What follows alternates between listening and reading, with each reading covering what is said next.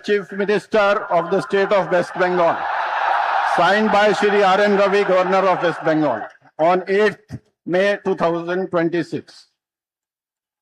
May I now request Shri Shubhendu Adhikari, Honorable Chief Minister Designate, to take oath before the Honorable Governor.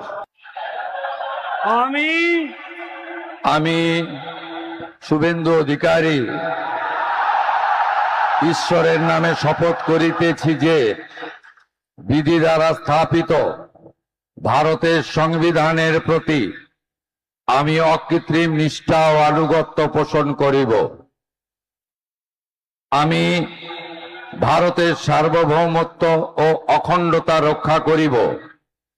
Paschimbanga রাজ্যের মুখ্যমন্ত্রী রূপে আমার কর্তব্যসমূহ নিষ্ঠাপূর্বক এবং বিবেকসম্মতভাবে নির্বাহ করিব এবং ভয় বা পক্ষপাত, প্রীতি বা বিদ্বেষ রহিত হইয়া সকল শ্রেণীর জনগণের প্রতি সংবিধান ও বিধি অনুসারে ন্যায় আচরণ করিব।